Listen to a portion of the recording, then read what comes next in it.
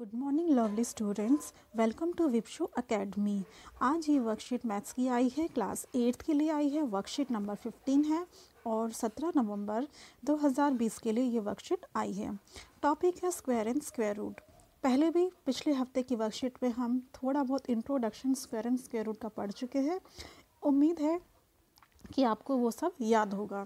तो चलिए इस वर्कशीट में क्या अलग है वो जानते हैं। इस वर्कशीट में हम नंबर्स को पहचानेंगे और पता लगाएंगे कि क्या वो नंबर स्क्वायर है या नहीं है, और अगर स्क्वायर है तो उसका यूनिट प्लेस पर कौन सा डिजिट आएगा। यही सब हम इस वर्कशीट में पढ़ने वाले हैं। तो इस वर्कशीट की शुरुआत होती है एक इंटरेस्टिंग स्टोरी से, जो कि दो बहनें प्रिया और रिया के बीच में ये कुछ बातें चल रही हैं। प्रिया और रिया कहते हैं कि जब स्कूल खुलेगा तो हम 6-6 फुट की दूरी पर खड़े होंगे, और हमारे स्कूल में 1027 बच्चे हैं, तो उनको हम स्क्वायर में अगर अरेंज करेंगे तो वो कितने सुंदर लगेंगे। अगर इस तरह से खड़े हुए बच्चे तो वो कितने अच्छे लगेंगे। तो इन्होंने यहाँ पर दिखा दिया है फिगर। ये देखिए, ये इसकी फिगर कि अगर इस तरह से खड़े हुए तो ये जो कॉलम है इस तरह से बन जाएगा, और जितने बच्चे इस साइड खड़े हैं, जितने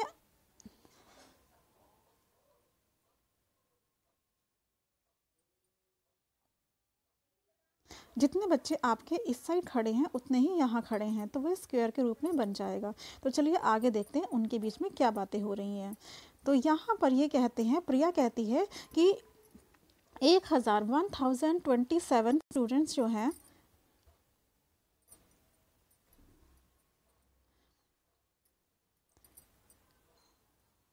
ये कहती है, प्रिया कहती है कि 1027 चिल्ड्रन जो हैं वो स्क्वायर की शेप में नहीं खड़े हो सकते, वो स्क्वायर की शेप में खड़े नहीं हो सकते हैं।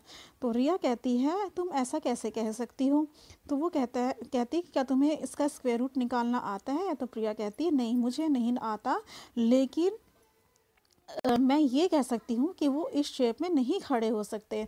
तो रिया अपने स्टेटमेंट को प्रूव करने के लिए कहती है कि ये टेबल देखो। तो चलिए देखते हैं वो क्या दिखाना चाह रही है इस टेबल पर। तो देखो, तो रिया इस टेबल को दिखाती है और कहती है कि अगर आप ध्यान से देखोगे, ये सारे जो यहाँ पर ये सारे नंबर्स हैं और ये स्क्वायर रूट इनके स्क्वायर्स हैं, ये नंबर्स हैं और ये इनके स्क्वायर्स हैं। तो वो ऑब्जर्व करती है कि सबके लास्ट में 149656 यही नंबर आ रहे हैं, ये नंबर रिपीट हो रही है। ये देखिए 1 से लेकर 9 तक ये आ गया नंबर, फिर दोबारा से रिपीट हो रहा है, ये फिर रिपीट हो रहा है, ये इस तरह से ये नंबर्स कुछ रिपीट्स हो रहे हैं। तो फिर वो कहती है कि इन टेबल में उसने ये पाया कि ये जो नंबर्स हैं ये एक सीक्वेंस में रिपीट हो रहे हैं, जबकि ये वाले नंबर जो हैं ये कहीं पर भी नहीं आ रहे। तो इससे वो कंक्लूजन निकालती है कि अगर किसी नंबर में लास्ट में ये चारों नंबर आए तो उसका हम स्क्वायर निकाल ही नहीं सकते हैं। तो चलिए यही आपको भी बताने की कोशिश की गई है कि जिस भी नंबर में अगर लास्ट में आता है 2378 आता है तो उसका स्क्वायर नहीं निकाल सकते। अगर ये सारे नंबर्स हैं, 0 है, 1 है, 9 है, 4 है, 6 है, 5 है, अगर लास्ट में ये नंबर है किसी दिए हुए नंबर में यूनिट प्लेस में, तो ही हम उस नंबर का स्क्वायर निकाल सकते हैं, यानी कि उसका स्क्वायर निकल सकता है। तो चलिए अपनी एक्सरसाइज की तरफ, उम्मीद करती हूँ आपको ये सारी चीज़ें समझ आ गई होगी। तो ये आपकी ये जो क्वेश्चंस हैं ये आपकी एक्सरसाइज है, ये वाले एक्सरसाइज है, और इसमें बस इतना पूछा गया 7 is the unit digit in the number 1027। 1027 पे 7 जो है इसका यूनिट डिजिट है, यानी कि यूनिट डिजिट मतलब आपको सबसे पहले स्टार्टिंग में 6 क्लास में पढ़ाया गया था वंस टेंस, है ना, वंस टेंस 100 1000, ये सब डिजिट के जो प्लेसेस हैं उनके नाम क्या होते हैं। तो ये कह रहा है कि 7 जो है यूनिट प्लेस डिजिट है इस नंबर में, ठीक है। तो इसका क्या be the square of any whole number, क्या किसी होल नंबर का ये स्क्वायर हो सकता है। बिल्कुल नहीं हो सकता, क्योंकि हमने ऊपर पढ़ा ना पीछे 7 है तो ऐसा नंबर का स्क्वायर निकाल ही नहीं सकते। तो चलिए अपने एक्सरसाइज की तरफ चलते हैं।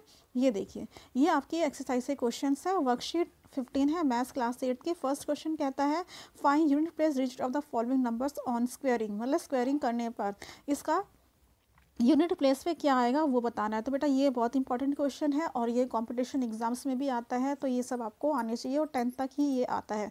सबसे हमें सिर्फ फोकस करना है इस लास्ट वाले नंबर पर 8। हमें क्या करना है, स्क्वायर स्क्वायर का मतलब कि उस नंबर को 2 बार, इस पूरे नंबर को हमें 2 बार इसी नंबर को इसी से ही मल्टीप्लाई करेंगे और बताना है कि लास्ट में जो है, लास्ट का जो नंबर डिजिट है यानी कि यूनिट प्लेस डिजिट है वो क्या होगा। तो हमें पूरा का पूरा करके देखने की ज़रूरत नहीं है कि हम 5 6 7 7 8 को फिर से 5 6 7 7 8 से हम मल्टीप्लाई करेंगे, फिर बहुत सारा लंबा चौड़ा करेंगे, उसके बाद हमें आंसर बताएंगे। नहीं, इसका एकदम शॉर्टकट होता है। हमें क्या करना होता है बेटा, हमें करना क्या होता है कि सिंपली हमें सिर्फ इस पे फोकस करना है। लास्ट में क्या है 8, तो 8 8 जा, सिर्फ 8 को 8 से मल्टीप्लाई करके देखो कितना आएगा, 8 8 जा 64। तो हमें सिर्फ लास्ट का नंबर लेना है, तो इसका यूनिट प्लेस डिजिट क्या हो गया 4, राइट। उसी तरह से देखिए 6 है, तो 6 का हम क्या करेंगे, 6 इंटू 6 कितना होगा, 6 6 36। तो यूनिट प्लेस क्या है, यानी कि 1 ये है, ये 10 है, यूनिट प्लेस ये है ना, तो लास्ट का नंबर क्या है 6, इसीलिए इसका आंसर 6 आ गया। सिमिलरली इसका भी 6 है तो इसका भी सेम रहेगा। अब इसका 8 है, देखिए लास्ट वाले नंबर पे फोकस करो, सिर्फ 8 है, तो 8 है, 8 को 8 से हम मल्टीप्लाई करेंगे तो कितना आएगा 64। तो यूनिट प्लेस पे क्या आया 4, तो यहाँ पर आ गया आपका 4, ठीक। तो आशा करती हूँ आपको समझ आ गया होगा। तो सेकंड क्वेश्चन की तरफ चलते हैं। इसमें हमें कहा गया है tick from the following numbers which is not a perfect,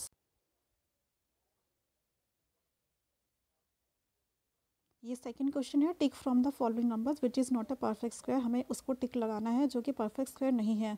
तो आप लोगों को मैंने बताया ही था कि कौन कौन से नंबर होते हैं आपके, जैसे कि 0 है, 1 है, 4 है, 5 है, 6 है, ठीक है, और 9 है। अगर ये नंबर लास्ट में है तो परफेक्ट स्क्वायर होगा, नहीं तो नहीं होगा। तो बस हमें यही नंबर इनमें पहचानने, अगर है परफेक्ट स्क्वायर जो नहीं है इस पर ध्यान रखना, नॉट वाले पर टिक लगाना, यानी कि इनके अलावा जो नंबर है उनको हमें टिक लगाना है, यानी कि 7 वाले पर और 8 वाले पर, और हमें लगाना है 3 वाले पर, और ठीक है, और 2 वाले पर।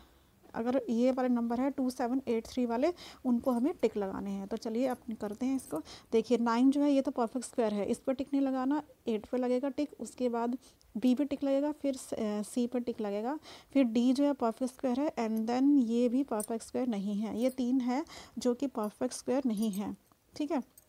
चलिए आई होप कि ये क्वेश्चन आपको समझ आ गया होगा। तो आगे चलते हैं अपने नेक्स्ट क्वेश्चन की तरफ। हमारा नेक्स्ट क्वेश्चन है from the following numbers which number will not affect its unit place on squaring और क्यूबिंग। स्क्वेयरिंग मतलब उसी नंबर को उसी नंबर से मल्टीप्लाई करने पर ऐसा कौन सा नंबर है इन दिए हुए नंबरों में से जो कि जिसका यूनिट प्लेस का डिजिट चेंज नहीं होगा, यानी कि या तो स्क्वेयर करें या फिर क्यूब करें। क्यूब का मतलब होता है उसी नंबर को उसी नंबर से 3 बार मल्टीप्लाई करने पर भी कौन सा नंबर है जिसका यूनिट प्लेस डिजिट जो है चेंज नहीं होगा, मतलब मल्टीप्लाई करेंगे उन्हीं दोनों को तो सेम का सेम ही रहेगा, ठीक है। तो हमें बस चेक करने का बहुत ही आसान तरीका है इसका। देखिए मैं आपको बताती हूँ, जैसे ये है फर्स्ट 6 8 9 8 8 है, बस हमें पीछे का नंबर चेक करना है। अगर हम करेंगे 8 8 या 64, अभी फर्स्ट क्वेश्चन में बताया था ना, तो लास्ट में क्या आया 4, जो कि चेंज हो गया, यहाँ आंसर 4 आया लेकिन यहाँ पर 8 है। तो ये वाला जो है ये नंबर अफेक्ट करेगा, ठीक है। हमें टिक लगाना है उनको जो अफेक्ट नहीं करेंगे, विल नॉट अफेक्ट, ठीक है। अब नेक्स्ट की जब देखते हैं, दूसरा है 6 8 5 3 5, इसमें लास्ट में क्या है 5। अगर हम 5 को 5 से मल्टीप्लाई करेंगे तो क्या आएगा 25, तो लास्ट में क्या नंबर आया 5, देखिए 5 आया और इसमें भी 5 है, तो ये अफेक्ट नहीं हुआ ना। क्यूब कर स्क्वायर करने पर भी 5 ही आया लास्ट में, इसके भी लास्ट में 5 ही था। तो हमें कौन से नंबर छांटने थे जो कि अफेक्ट नहीं करेंगे स्क्वेयरिंग और क्यूबिंग से, यानी कि हमारा ये एक तो आंसर हमारा आ गया ये, ठीक है, एक आंसर आ गया ये। टिक लगा दो या फिर गोला लगा दो, ये अफेक्ट नहीं करेगा। उसी तरह से देखिए 7 है, अगर 7 को 7 से करेंगे तो 49 आएगा, तो लास्ट में क्या आया 49, जबकि इसके लास्ट में क्या है 7, यानी कि ये अफेक्ट करेगा, तो ये भी नहीं हो सकता आंसर। नेक्स्ट देखिए 1 है, तो यानी कि ये अफेक्ट करेगा, ठीक है। तो यहाँ पर देखिए, तो यहाँ पर जो 1 है, एक तो ये आपका नंबर आ जाएगा जो अफेक्ट नहीं करेगा, एक ये आ जाएगा, क्योंकि 1 इंटू 1 अगर हम 1 से करेंगे तो लास्ट में फिर 1 ही आएगा, जो कि ये दोनों सेम है।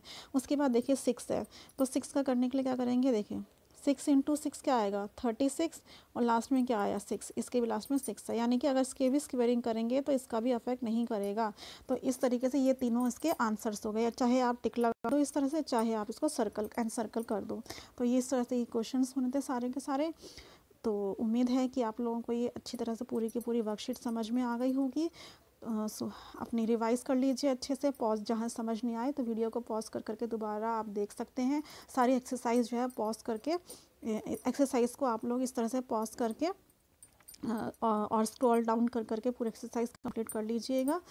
तो for next week and next worksheet, good bye from here, take very care of you, take care, and if you like the video, please like, share and comment.